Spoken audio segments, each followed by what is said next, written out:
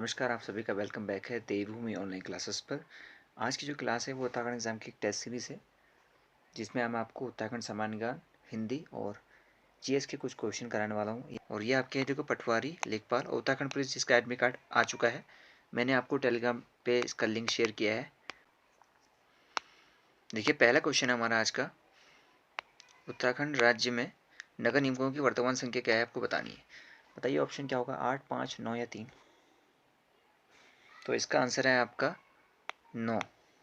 देखिए, आप जानते हैं उत्तराखंड शासन के शहरी विकास अनुभाग ने दिसंबर 2021 में पौड़ी जनपद जो था, पौड़ी जनपद, उसकी जो श्रीनगर है ना, को एक नगर निगम बना दिया है। पहले ये क्या थी, नगर पालिका थी। तो इस तरह उत्तराखंड में अब 9 हो चुकी हैं आपकी नगर निगम, ठीक है। और नगर पालिका परिषद देखो 41 थी पहले, वो अब 40 हो गई घट के। अगले प्रश्न की तरफ। अगला देखिए, रुद्रप्रयाग, बागेश्वर व चंपावत जिले कब बनाए गए थे, आपको सन बताना है। तो आप 13 के 13 जिलों के बारे में जरूर याद रखिएगा कब बने गए। तो बताइए इसका आंसर क्या होगा। इसका आंसर है 1997, बी ऑप्शन। तो अगला क्वेश्चन क्या है, देखिए अगला हमारा क्वेश्चन है, राष्ट्रपति शासन कब लागू किया गया था। तो इसका आंसर है 27 मार्च 2016।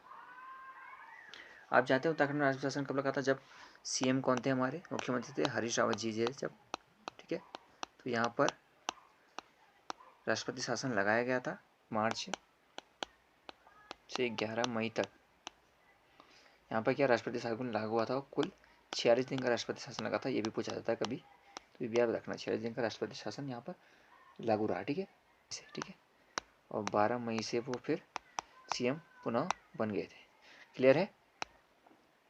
अगला देखिए, क्षेत्रफल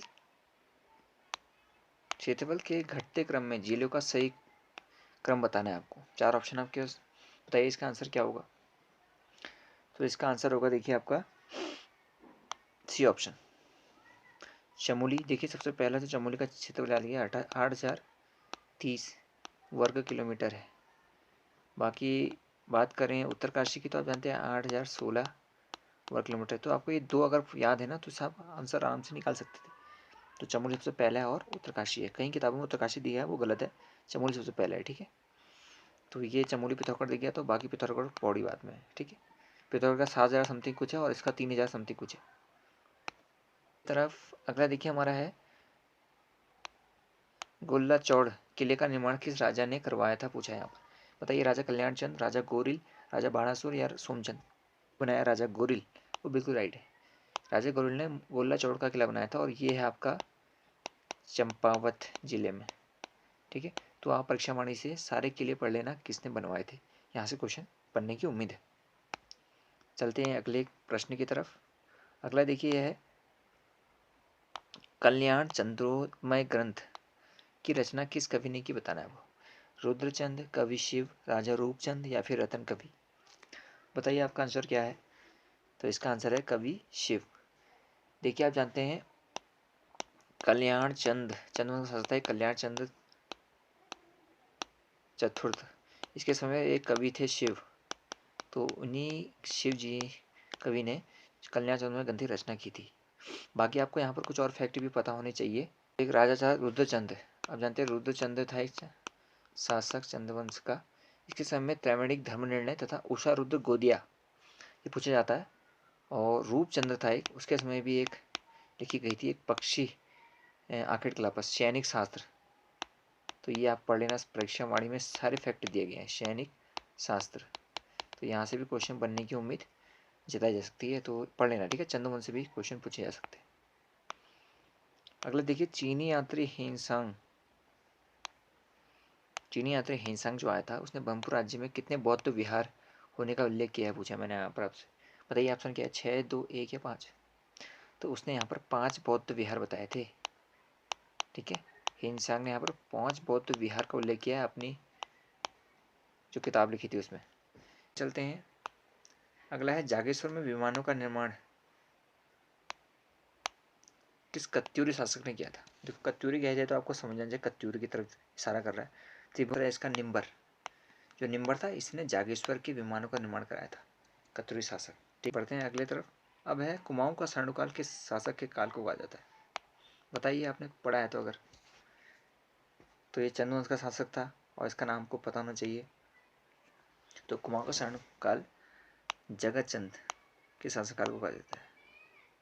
कुमाऊं का स्वर्णकाल इसलिए कहते हैं, इतिहासकार कहते हैं, क्योंकि यह बहुत एक कुशल राजा भी कहा जाता है इसको, क्योंकि इसने प्रजा का यश प्राप्ति किया था जो बाकी चंद वंश के शासकों को नहीं मिल पाया था। ठीक है, इसके देखो इसका लड़ाई हुई थी, युद्ध गढ़वाल के राजा से हुई थी, फतेह शाह से इसकी लड़ाई हुई थी। इसमें से फतेह शाह को हरा दिया था और इसने पूरे गढ़वाल को लूट के फिर इसने क्या किया, अपने पूर्वजों की भांति बहादुर शाह जो था मुगल सम्राट, उसको उसने कस्तूरी, ठीक है, सोने चांदी के बर्तन दिए। ठीक है, और बदले में इसको बहादुर शाह ने अभयदान दिया था। और इसने जुआरियों पर टैक्स लगाए। देखिए, जुआरियों पर टैक्स किस चंद शासक ने लगाया, तो ये भी जगतचंद है। बाकी चेचक से जिसकी मृत्यु हुई ये भी जगतचंदी है। तो यहाँ से आपके तीन चार क्वेश्चन बन जाएंगे। ठीक है, इनको अब देखते हैं अगला क्वेश्चन क्या हमारा। तो अगला पूछा है, मलाव का किला अंग्रेज आर्टर नोल्ली द्वारा कब जीता गया था। मलाव का किला सबको पता होगा, अल्मोड़ा में ही है।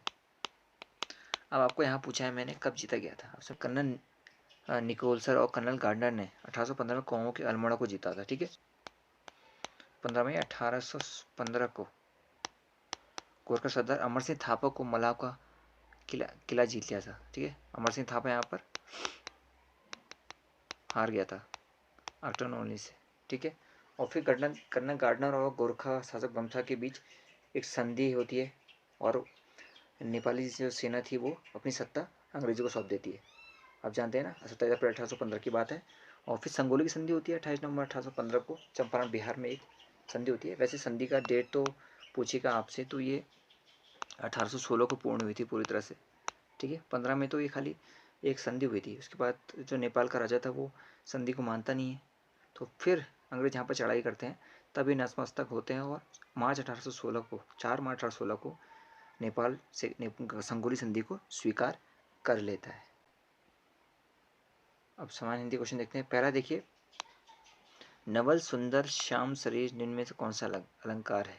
तो अलंकार भी आपके सिलेबस में दिया है, इसको जरूर पढ़ना अलंकारों को। बताइए कौन सा है, उपमा, रूपक, उल्लेख या अतिशयोक्ति। तो इसका सही आंसर है आपका उल्लेख।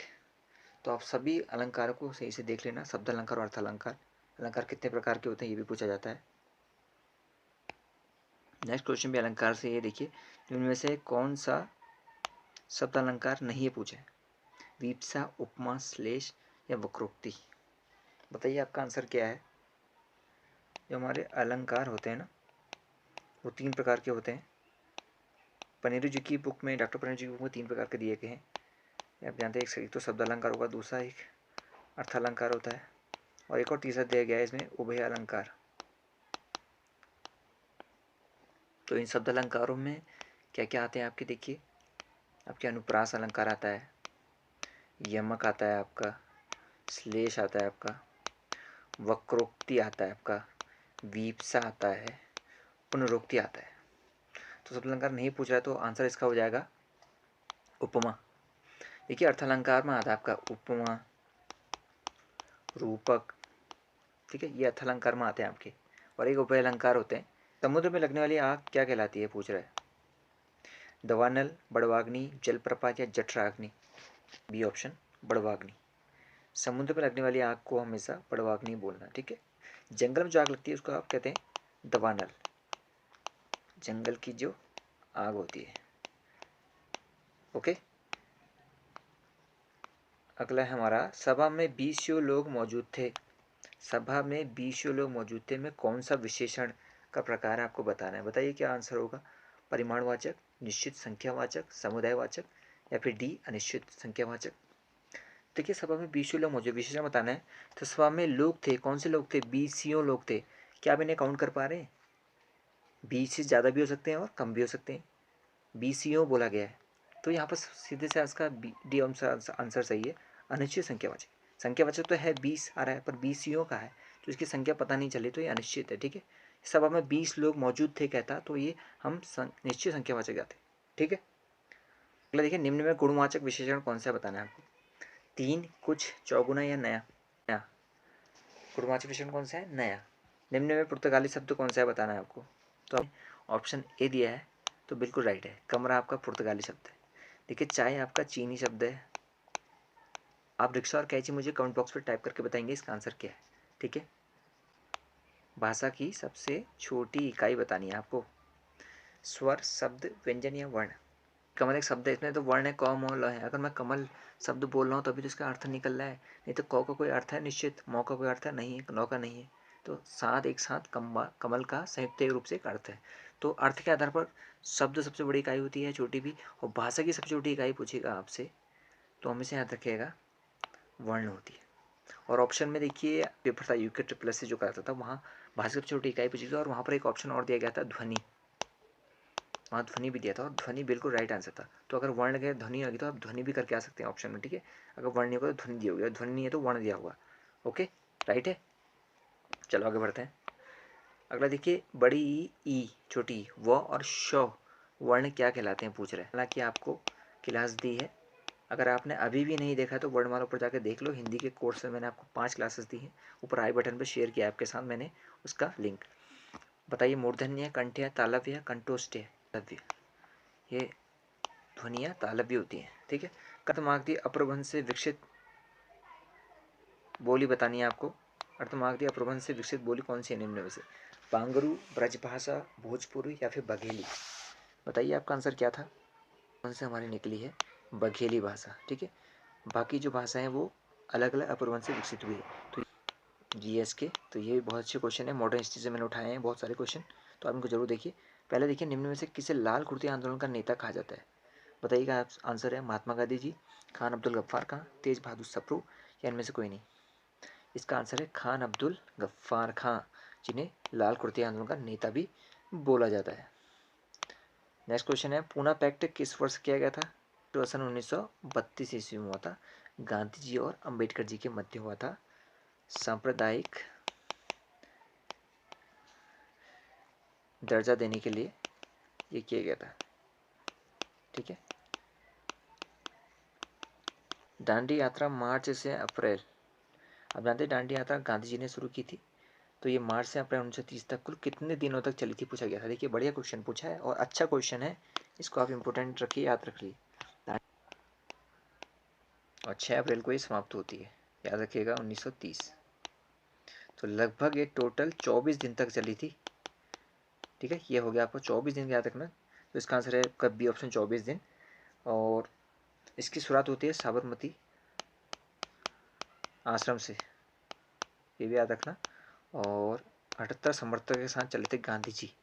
और इसमें उत्तराखंड से कौन कौन मौजूद थे? 3 व्यक्ति, वह मुझे कमेंट बॉक्स में टाइप करके जरूर बताइएगा दोस्तों। ये चावल के उत्पादन में विश्व में कौन सा देश प्रथम है? अब ज्योग्राफी से मैंने क्वेश्चन पूछा है, तो आंसर जो बी दे रहे हैं बिल्कुल सही है।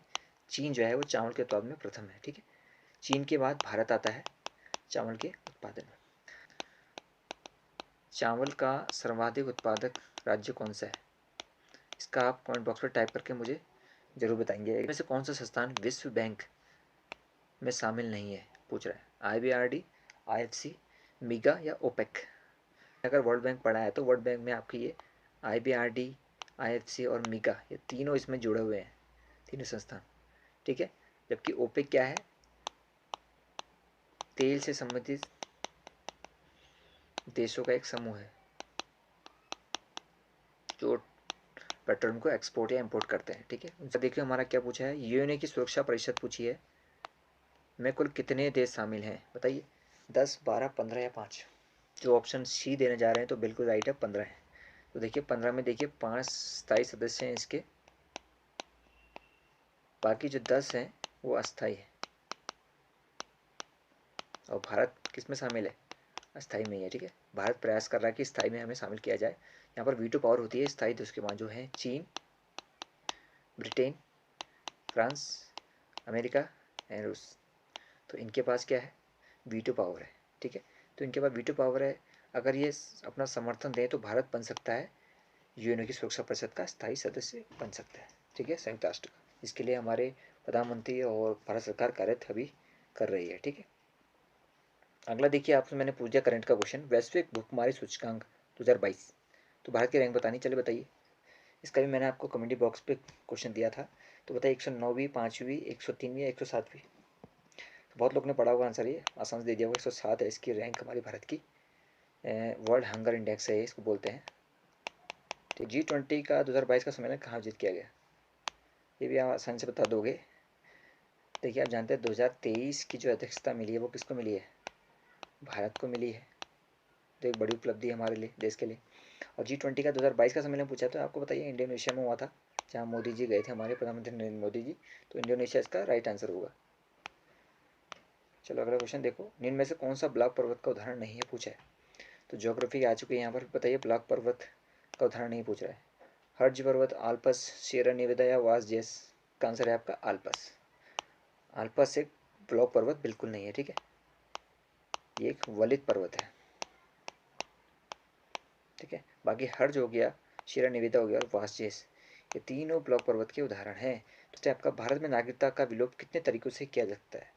तो दोस्तों ये आज हमारी क्लास का लास्ट क्वेश्चन है। तो बताइए, मैंने आपको नागरिकता का वीडियो दिया था, नहीं देखा है तो ऊपर आई बटन में फिर शेयर कर रहा हूँ, देख लेना।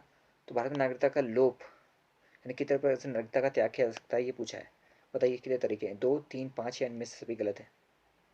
तो मैंने आपको बताया था 3 तरीकों से यहाँ पर नागरिकता वंचित की जा सकती है, 3 तरीके से। इस प्लस क्वेश्चन हमने डिस्कस करें। अगर आपके यहाँ पर 20 प्लस भी क्वेश्चन आ रहे हैं, कर पा रहे हैं ना आप, तो आपकी तैयारी बिल्कुल सही तरीके पे लगे रहिए। और देखिए उत्तराखंड पुलिस की के लिए आपको ऑल द बेस्ट है, जिसका भी एग्ज़ाम है ध्यान से दीजिएगा। और यूपीएससी का आ रहा है तो ज़्यादा डीप मत लीजिए, आराम से जाइएगा क्लासरूम पे और अपना सेंटर देख लीजिएगा। बाकी आपको ध्यान क्या देना है, इसमें पैटर्न पुराना ही है, ये तो कनिष्ठ साइकिल जो नया बना है। तो उत्तराखंड आपके यहाँ 40 नंबर की है, ठीक है। जीएस भी आपकी 40 नंबर की है और हिंदी आपके यहाँ पर 20 नंबर की है। तो ठीक है, आपको उत्तराखंड में भी आपने अच्छा पढ़ ली होगी, उत्तराखंड में स्कोर करके आइए लगभग। और जीएस में भी करने की कोशिश कीजिए, 25 प्लस करने कीजिए। और हिंदी में तो आपको 15 प्लस करना ही है। तो मिलते हैं नेक्स्ट वीडियो में दोस्तों, तब तक आप हमारे टेलीग्राम देवभूमि ऑनलाइन क्लासेस टाइप कीजिएगा, वहाँ पर जुड़ जाइएगा और अपना ध्यान रखिएगा। नमस्कार।